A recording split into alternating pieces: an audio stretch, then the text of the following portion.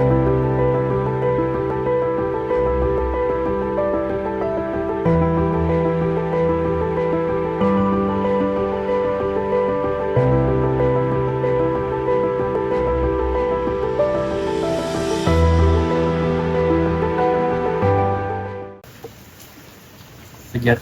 budayalah yang merupakan penyangga dari pariwisata di Kabupaten Gianyar. Namun tergerus dengan era globalisasi yang membuat pariwisatalah menjadi budaya kita saat ini. Halo Sumeton, selamat datang dalam Ngobras, ngobrol santai, seni dan budaya. Pada podcast kali ini kami akan membahas lebih dalam tentang seni budaya dan juga tradisi, khususnya di Ubud ini sendiri, yang merupakan salah satu living heritage yang ada di Kabupaten Gianyar. Bersama narasumber kita yang merupakan salah satu tokoh budayawan dan aktif berkecimpung dalam dunia seni budaya di Bali, dan beliau juga merupakan bendesa adat Ubud. Nah, Sumeton pasti sudah tidak asing dengan narasumber kita. Marilah kita sambut Bapak Cokorde Rake Kertayase yang kerap disapa juga dengan Bapak Cok Ibah. Swastiastu, Pak Cok. Punapi kabarnya hari ini? Cek ya. Ada hujannya. Tengkar beceknya Pak Cok nih. Jadi kami dari Jide Fokus Gianyar memiliki advokasi tersendiri nih tentang seni budaya yang ada di Kabupaten Gianyar. Jadi kami tertarik dengan seni budaya yang merupakan potensi dan juga living heritage di Kabupaten Gianyar. Jadi menurut beberapa literatur yang sudah kami baca dari survei-survei dan juga data dari Dinas Pariwisata, bahwa seni budaya niki sampai saat ini masih menjadi salah satu daya tarik bagi pariwisata, khususnya di Ubud ini sendiri dan juga mempengaruhi di Kabupaten Gianyar.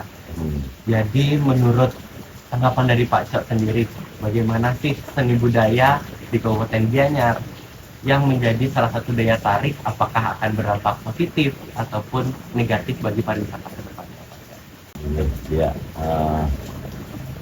kalau kita melihat dari sudut heritage itu artinya ya pelestarian, warisan leluhur, warisan agung, yang mana di Bali kita sangat kaya sekali dengan warisan leluhur yang bisa kita bagi dua sebenarnya. Yang satu kita sebut warisan tangible dan intangible. Jadi warisan yang tidak tersentuh, yang tidak dapat ditangkap oleh sebagai objek tangkap indera. Yang sifatnya literatur misalnya, ya, awet-awet misalnya, berstahun misalnya, kultur itu semua itu juga bagian daripada heritage, cultural heritage. Dari warisan yang sifatnya fisikal, misalnya bangunan-bangunan, kesenian yang diciptakan oleh para seniman kita sebagai bagian upacara, sebagai bagian entertainment, pameran-pameran. Jadi di dalam kita menjaga dan juga menginovasi sebuah budaya yang memerlukan sebuah kecerdasan dan kemampuan agar tidak menyimpang dari intangible heritage-nya, dari takluknya. Takluk itu intangible heritage. Nah, inilah tantangan kita ke depan bagi anak-anak muda juga. Bagaimana menjaga, memelihara, melindungi dan menginovasi sesuai dengan kebutuhan zamannya tanpa lepas daripada esensi daripada filosofi kebudayaan. Nah, kalau menyimpang dia atau terlepas dari intinya, jadi taksunya pun akan hilang. Jadi sifatnya hanya komersialisasi saja. Itu sebuah mass production. Maka itu memerlukan pengetahuan. Kita itu anak-anak muda jangan takut dengan tantangan. Dan tantangan itu peluang untuk kita belajar. Di balik tantangan itu ada sebuah kekuatan. Selama kita mau menggali esensi filosofi. Dia yang ada di Ubud pada khususnya ya bahkan Bali Indonesia kita sangat kaya. Jadi ada 3 value yang perlu kita pakai dasar mengidentifikasi maupun menilai sebuah hasil karya secara fisik maupun non fisik. Jadi kita lihat dari sudut pandang historis sejarah, dari sudut pandang simbolis, dari sudut pandang etika dan estetika. Dan yang keempat juga dari sudut pandang medis yang bisa di Bali tidak bisa lepas keyakinan kita kepada Pancasrani itu sendiri. Dan dari keyakinan inilah yang membuat kita sebenarnya sangat kreatif dan kaya di dalam penciptaan yang kita sebut budidaya manusia untuk menunjang kehidupan sekala dan sekala. Jadi itu konsep daripada yang kita lakukan ini, dan ini perlu digali oleh anak-anak muda supaya tidak nanti sifatnya dogmatis saja, jadi sifatnya ritual saja, padahal kita lakukan secara spiritual, spirit dan ritual. Spiritnya itu agama, filosofi, ritualnya itu physical ceremonial. Nah, menyeimbangkan dan menggabungkan ini memerlukan pengetahuan tsunami. Ya Pak Cok, tentunya wonten kali nggih tadi intangible dan Tangible. Jadi dari dua nike memiliki keterkaitan satu sama lain antara fisik yang kita lihat dan juga filosofis atau tatul dari adanya fisikal, dari adanya tradisi sendiri. Jadi dari dua nike kami melihat juga, kami tertarik juga tentang adanya salah satu tradisi Pak Cok yang saat ini booming belakangan ini yang ada di Puri Ubud juga. Itu merupakan salah satu living heritage juga nih Pak Cok. Nikel plebon yang ada di Puri Ubud belakangan ini. Jadi apakah itu juga termasuk adanya keterkaitan antara intangible dan tangible tadi Pak Cok? Bagaimana? Ya pasti itu, apalagi plebon itu bagian daripada citra yajna yang mendominasi spiritualnya. Beda dengan festival misalnya, beda dengan PKB, itu branding daripada kebudayaan, bagus sebagai motivasi inovasi kreativitas masyarakat di dalam mempersembahkan sebuah hasil karya. Tapi di Bali kan kita memiliki Panca Yajna, jadi ada Dewa Yajna, manusia yajna, Panca Yajna, Panca Yajna inilah merupakan implementasi daripada Pancasrada, keyakinan kita. Ini yang perlu juga diperdalam lagi dan dilakukan dengan keseharian. Dari sinilah munculnya semua kekayaan budidaya umat masyarakat Bali dalam mencipta hasil karya.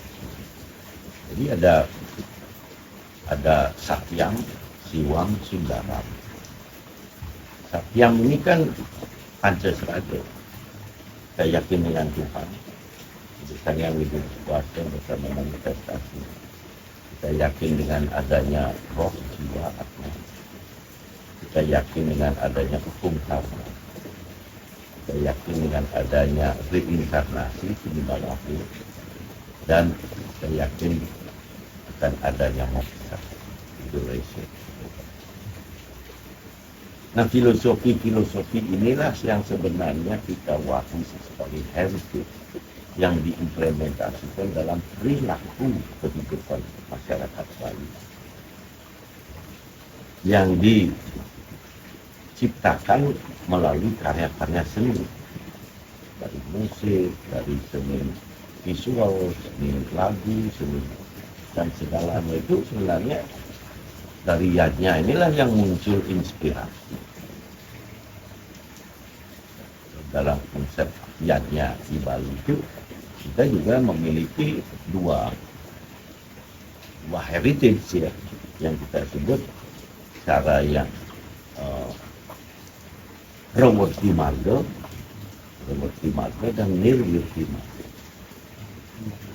Ya, Prawarti itu ya agama praktikal, praktek. Istilah praktek naik bangsa, naik sana, begitu. Setiap upacara mempunyai elemen-elemen kesenian yang berbeda-beda, ya proses yang berbeda-beda. Ini bagian Prawarti Marga yang nanti pada akhirnya kita harap bisa menjadi Nirwirti Marga yang masuk ke dalam, tidak hanya kuliah. Yang masuk ke dalam itu ya pemahaman mengenai jati diri kita dengan pengendalian ya menjadi bangkai melalui jenana, melalui pengetahuan. Berarti retreat itu memang berasal dari perilaku kita sendiri. Dari perilaku manusianya yang muncul dari dalam, yang direfleksikan keluar sebagai hasil karya seni yang berlandas filosofi, sehingga bermanfaat bagi orang lain. Dari Plebon ini sendiri nih Pak Cok, keadaan Plebon Malih. Dari Plebon yang kita lihat, Plebon Puribur kan benar-benar booming akhir-akhir ini. Kita dan sebenarnya juga pasti bertanya, apa sih pembeda atau apa sih yang sesuatu hal yang spesial dari adanya Plebon di Puri Ubud ini dengan Plebon-Plebon lainnya, Pak Cok? Kalau tiang sih biasa-biasa aja ya. Sebenarnya Plebon yang terjadi kemarin atau sebelumnya artinya sama. Sebelum itu juga kalau melihat ukuran besar kecilnya ya, ukuran seperti badai itu ukurannya ya, yang menjadi ukuran besar kecil tatanan itu kan gunungannya tapal-tapal itu gunung 3, gunung 5, gunung 6 itu pun mengikuti sesuai dengan status sosial daripada yang meninggal. Yang kedua, kondisi secara real juga. Itu sudah sebelumnya juga booming. Sebelumnya, tapi media tidak ada seperti sekarang. Turis tidak sebanyak sekarang. Sekarang yang membuat booming itu kan media. Nah, difungsikan, dimanfaatkanlah media ini sebagai satu bahan informasi, yang kedua bahan untuk kita belajar. Studi banding itu bukan harus sama satu dengan yang lain, tapi ada sebuah kebersamaan. Karena dosa di Bali itu berbeda-beda dia, sesuai dengan tempat dan situasi masing-masing. Jadi ya kita harus lakoni dengan ketulusan. Semua itu kita membuat Plebon bukan untuk motivasi booming gitu, enggak. Tetapi seperti yang Tiang sampaikan juga sering, kita mencoba mempersembahkan sebuah yajna, fitra yajna kepada yang kita persembahkan. Mohon arwah roh yang meninggal di tempat terbaik, kepada pemutus karya dan pada Kirago pengayah yang kita haji selama. Nah, mengenai elemen-elemen dan fasilitas-fasilitas itu kembali lagi desa Kalepan. Dan ini juga sebuah filosofi warisan juga ya, yang mana harus juga kita memaknai konsep desa Kalepan. Dan ini yang akan menjawab realitas. Apapun bentuknya itu, desa, tempat, kalau, waktu, faktor, situasi. Eksistensi raga saat sekarang adalah desa. Ini sebagai pertimbangan sehingga di Bali itu pun tidak harus besar-besar, dan tidak ada sebuah keharusan, tapi ada sebuah kewajiban yang perlu kita implementasikan, persembahkan menjadi kegiatan ini. Ya Pak Aca, berarti memang pesan dari Pelabuhan di Ubud ini sebenarnya dari dulu sudah booming ya. Dari dulu sudah booming ya.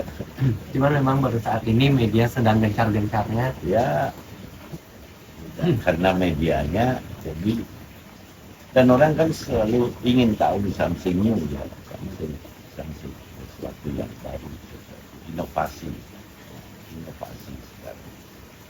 Dan itu strategi branding juga kan bagian daripada untuk menarik perhatian. Nah, inilah yang, dan itu pun juga harus landasannya etika di Bali, tidak asal brandingan. Tetap pada dasar dari hatinya itu sendiri nih Pak Aca. Tetap kita landasan kita di Bali yang sudah dirumuskan ada prinsip kita. Satu, perilaku kita landasannya upakara dan upacara. Upakara itu barisan selama. Sudah itu takwa, filosofi. Sudah itu etika dan moralitas. Kalau filosofi tanpa agama, dia menjadi kering. Tidak ada rohnya. Taksun misalnya. Kan ini yang dicari banyak orang. Apa itu taksun? Siapa taksun? Juga sama kalau agama tanpa filosofi dia menjadi dogmatis dia. Tidak terarah. Takwa tertuak. Jadi filosofi itu sangat penting untuk anak-anak muda pelajari. Sebagai landasan kita berpikir, berbicara, berperilaku. Sebab itu sebuah guidance yang universal sifatnya, bukan yang bisa dibandingkan. Iya Pak Aca. Jadi memang penyebab dari salah satu mungkin booming dari Pelabuhan di Puri ini ketimbang peluang-peluang atau upacara fitriyatnya lainnya itu memang dari badai. Badai juga salah satu komponen yang dipakai yang dibuat secara ukuran besar di Puri. Mungkin itu memiliki makna tersendiri Pak Cok, badai yang dibuat secara besar dan juga tumpang yang berbeda-beda. Ini Pak Cok bisa jelaskan ke teman-teman. Tumpangnya kalau di Puri Ubud tetap 9. Sekarang kan ukuran meternya dipakai. Ukuran takwonya ya seperti saya sampaikan tadi. Ukuran takwonya ya pegunungannya, tapel-tapel yang ada di Bali itu dan tumpangnya. Tumpang tetap. Kalau sekarang dibuatkan tinggi ya bisa di badai juga gitu. Karena tinggi, orang kan berpikir bagaimana mengusung, bagaimana akan sampai di sini. Kalau dikecilkan pun selama tatanannya ya sama juga badai juga itu. Ya, karena sekarang ya orang ingin selalu obsesi dengan Samsung besar. Itu sebuah apa namanya yang diukur itu bukan meternya secara takut. Karena kalau dibesarkan silakan, tapi itu kan berdampak juga dengan biaya Pelabuhan, dia melibatkan banyak personel, pasti gaji banyak, dasar kan berokok. Semua ini juga bagian-bagian yang sebenarnya dibalik daripada layar itu sangat complicated. Kalau hanya melihat sudah selesai, biasanya kan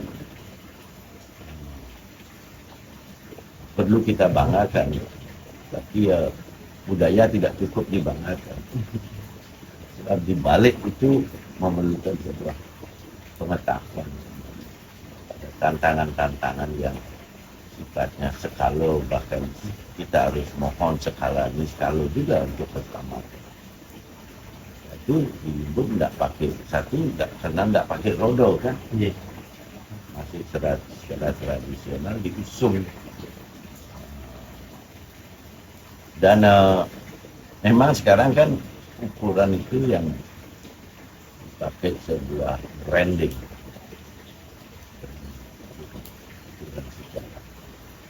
Fisiknya bukan berarti salah selama itu masih mempunyai tatanan filsafat. Quran itu bisa besar.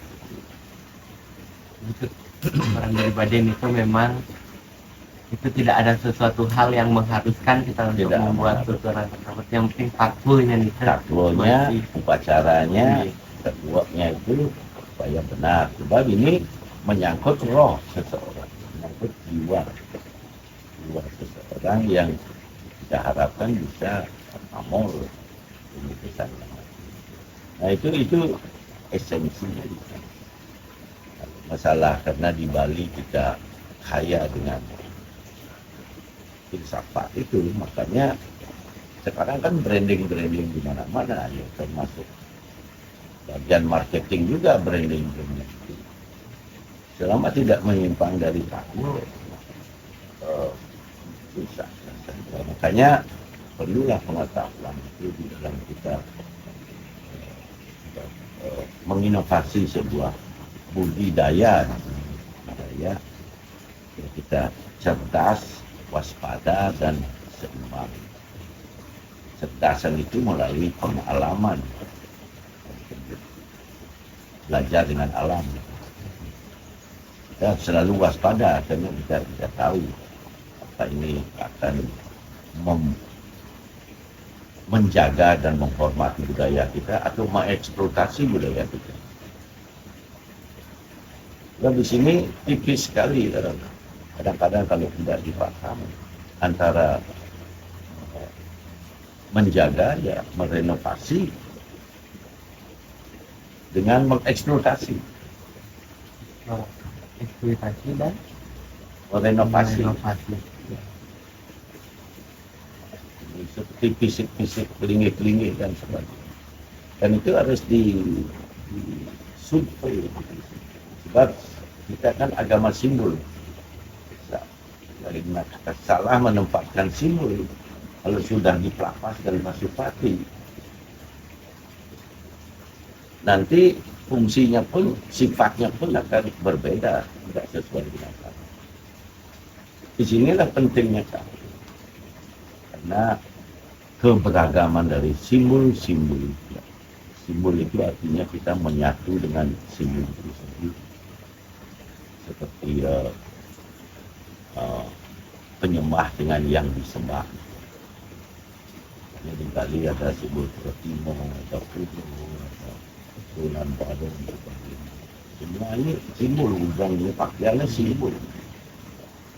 Semua itu simbol. Nah simbol-simbol ini perlu juga digali makna. Sehingga kalau kita tidak memahami makna dan fungsi simbol itu, kita bisa salah menempatkan. Salah tempat ya tujuan kita cari mertua akhirnya jadi risiko. Apalagi sekarang inovasi di dalam pakaian segalanya itu ya. Intinya yang penting pasti payas itu ya mengikuti zaman. namun tidak menghilangkan kebenaran. Makanya Pancasila itu harus diperdalam. Bicara potong gigi itu kan ritual yang sifatnya tidak hanya simbol, itu sebuah pendidikan moral. Kenapa gigi yang nama harus hal itu pembersihan dari sifat-sifat negatif yang kita bisa itu. So masangin dinyalin manen di puantin paling jago kayaknya apa sih? Di mana esensi fungsi ritual. Walaupun kecil, tetapi kita memaknai dan melakukan. Itulah sesungguhnya kebenaran. Itu bukan tentang bagaimana kita menjalankan ritual nih kan ya. Bukan, itu seremonialnya. Bagaimana menggabungkan spiritualnya sehingga menjadi sebuah pengetahuan bagi diri kita sendiri dan bagi orang lain. Ya Pak Cak, dari simbol, dari ritual yang tadi pun Pak Cok bahas. Ya, Kan Badi sudah Pak Cok berikan juga tadi. simbol juga itu. Simbol, satu simbol saat kurban berarti ini Pak. Simbol identifikasi lagu di Bali kan banyak ada soro-soro, wang-soro. Makanya berbeda-beda. Tidak puasa. Makanya jangan kita lihat perbedaan itu sebagai kompetitor, tapi perbedaan itu bila kita rangkum sebagai kebersamaan, itulah kebesaran bangsa. Terkait simbol nih ke Pak Cok, ada lagi satu simbol yang memang menarik perhatian kami juga, yakni dari lembu taninya Pak Cok. Lembu tani yang sebenarnya itu kan kreativitas yang membuat, sebab semua nikel kan kebetulan yang menghadapi sebagai orang tua di Polis Rengkau. Jadi dari upakaranya, dari penanya, dari simbol-simbol Baduy, semua itu sebenarnya kan persembahan aturan-aturan. Jadi sekarang kan kembali lagi kepada kecerdasan dan kemampuan yang mengaturkan. Sebab sesuatu yang dipersembahkan pasti yang terbaik. Jadi mengenai detail-detail hal seperti itu ya tanyakan yang pembuatnya. Tanyakan pembuatnya secara ritualnya, secara proses adanya pembuatan itu. Kami sudah mengikuti tatanan cara muasir. Nah, masalah seninya itu ya tanyakan kepada senimannya. Itu karena itu memberi dampak penilaian dari publik kan. Sehingga senimanlah yang bisa mengulas daripada kreativitas dan inovasi itu. Yang sebagai penerima kan semua. berarti adanya warna ungu, warna tangin itu berarti memang timbul karena adanya kreativitas ya. Pastikan pun ya, pastikan sebab itu bagian daripada olah rasa ya, olah rasa. Karena seni itu kan landasannya rasa, karsa dan karya. Karya ya. Sama dengan Ragom juga yang bagus dianya tuh karya. Saat berakting di atas stage kan itu dari gerak-gerakan seni ya, simbolis, ada mudranya, ada esensinya, ada tujuannya. Semua itu juga harus diresap. Kalau berakting, sebelum berakting sudah takut melihat penonton, ya hilang bertaksu gitu. Maka itu saat beraktinglah sesuai dengan peran, pikir pribadi. Hilangkan identitas pribadi. Ya Pak Cak. Berarti kalau dari makna filosofis dari ungu ini sendiri, apakah ada Pak Cak? Kalau dari warna ungunya Mas, apa memiliki makna atau filosofisnya tersendiri? Warna kan mempunyai banyak makna. Banyak makna dalam artian dia bisa mengimplementasikan sifat. Dia bisa memberikan makna arah mata angin. Dia bisa memberikan simbol daripada Dewa Nawasanga misalnya. Warna ini berubah terus. Ya berubah terus. Dulu ya misalnya warna kuning gitu misalnya, Mahadewa, itu misalnya. Ya.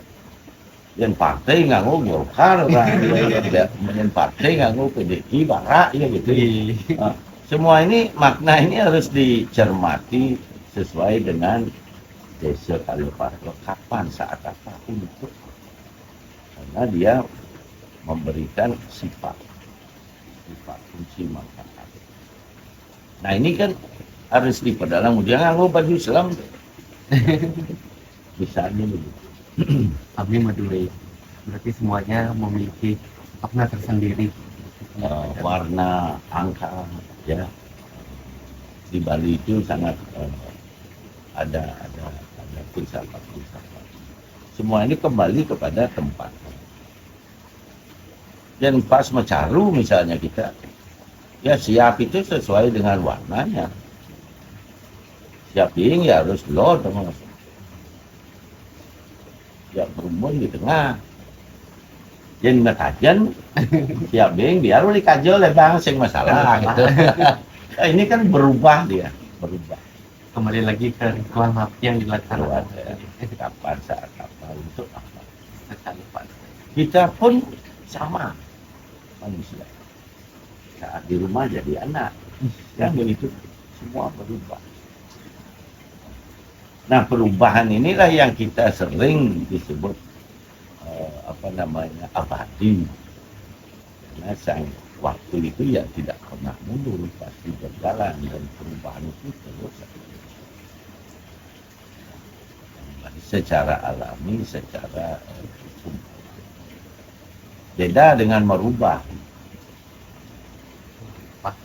Merubah itu kan di Bali transformation sesuai jadi kembali kepada motivasi merubah itu untuk apa untuk siapa. Ya, Pak Cak, dari simbol-simbol tadi pun Pak Cak, dari badai yang pun Pak Cak jelaskan tadi maknanya, dari lembu juga yang menarik perhatian kita belakangan ini. Dari kalau kita melihat secara orang biasa, khususnya tiang pribadi melihat secara biasa dengan simbol yang buat sedemikian rupa besarnya, dan pada saat hari H sementara juga bertanya-tanya Pak Cok, bagaimana sih yang diangkat dengan orang-orang dengan krama yang bisa dibilang kurang cukup untuk mengangkat simbol dengan sedemikian besarnya, dan apakah benar Pak Cok dalam tradisi Plebon ini melibatkan secara sekali juga seperti yang Pak Cok katakan tadi? Ya kita di Bali setiap upacara melibatkan sekali. Yang sampaikan di skala itu ya sama intangible dan tangible. Setiap kegiatan sesuai dengan kebutuhan dan tujuan yajnya itu. Misalnya kalau menggaya ini kalau lunas penerangan itu kan sudah melibatkan. Dalam segala kegiatan dan lunas itu untuk keseimbangan. Keselamatan. Tidak perlu dianalisa lagi. Tidak perlu dianalisa. Orang-orang luar ya heran tuh. Dan sekarang kan mencari CD-nya yang belum tentu sama. Nah, itu di Bali kan mencari kesidian inilah yang melakukan proses kepakahan dan konsisten dalam kita melakukan ritual-ritual. Jadi memang benar secara diskala dan skala juga berjalan pada saat hari Plebon ini Pak Cak. Ya buktinya. Secara orang biasa pasti terheran-heran dengan sedemikian besarnya yang mampu diangkat dengan masih lah, artinya beliau masih sayang kepada kita, memenuhi permohonan.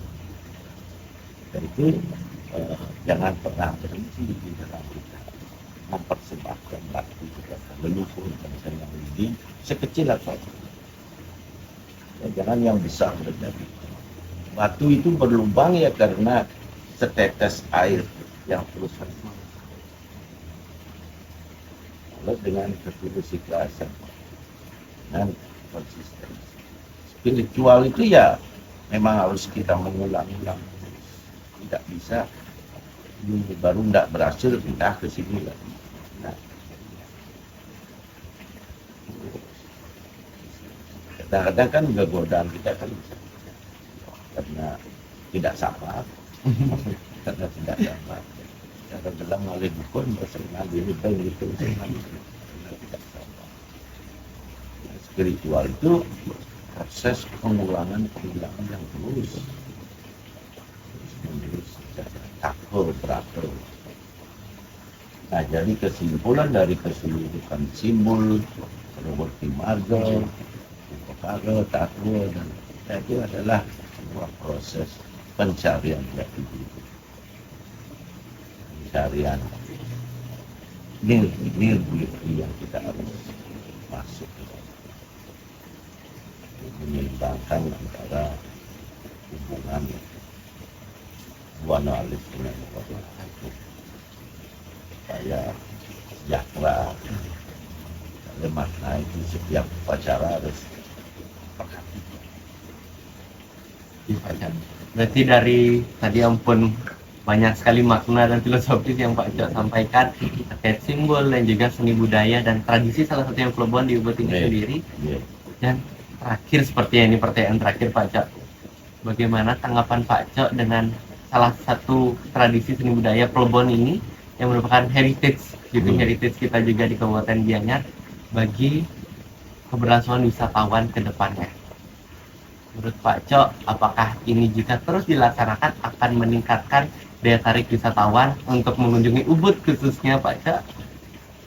Kalau dulu sebelum ada wisatawan kan murni untuk Yanyo ya. Jadi tidak ada, itu bagian daripada situasional.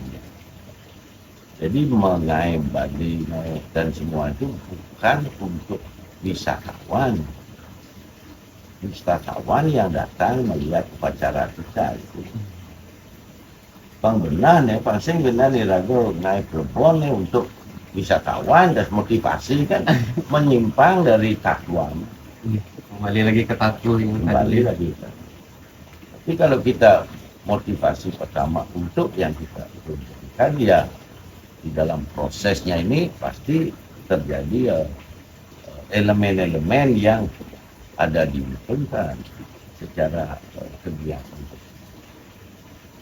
Apalagi secara keseluruhan kan semua ayah-ayahan masyarakat.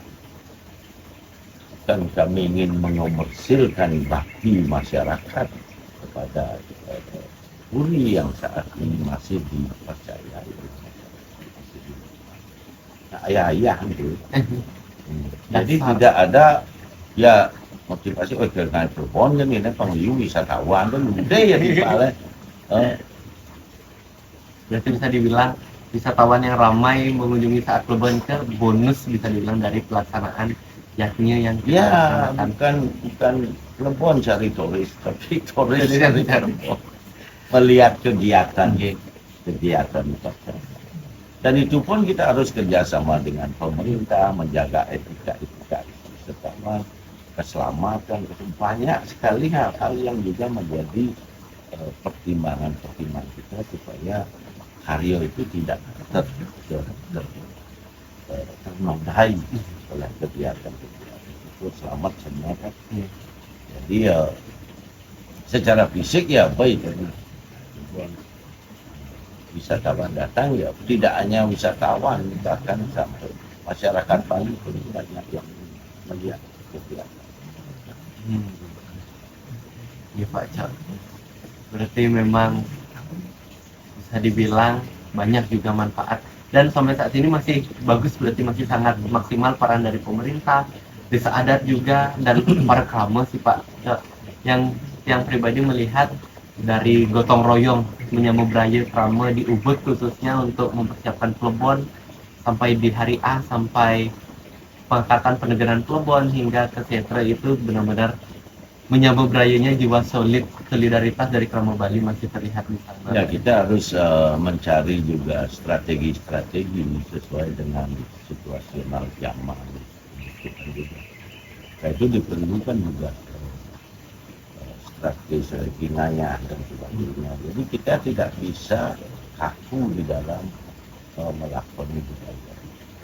Harus seperti bambu dan penanamnya, tapi tidak patah dia. Jadi itu pun kita harus atur juga. Apa anaknya, apa anak supaya dapat bekerja, mengelola usahanya, anaknya sekolah masuk. Semua itu juga harus menjadi bagian pertimbangan kita di dalam membuat agenda kegiatan. Jadi tidak kita hanya memikirkan kepentingan diri kita sendiri, bahkan kepentingan kebutuhan mereka lebih dulu kita pikirkan. Baik, Pak Cak. Berarti jadi mungkin sebagai penutup ada pesan yang Pak Cak ingin sampaikan khususnya kepada generasi muda untuk selalu mempertahankan eksistensi seni budaya dan tradisi kita agar tetap eksislah ke depannya dan juga berdampak bagi living heritage dan sektor pariwisata di Kabupaten Gianyar ini sendiri, Pak Cak.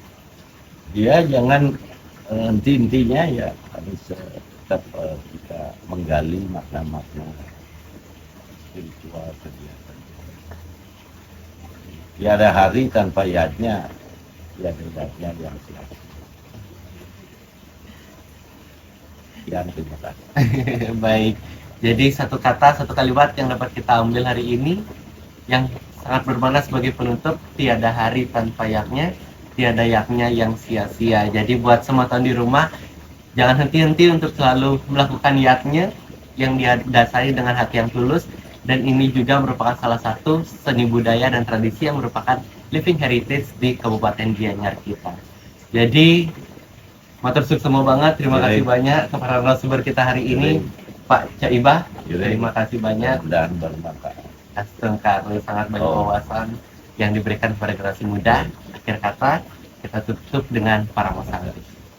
Om Santi Santi Santi. Dan sampai jumpa.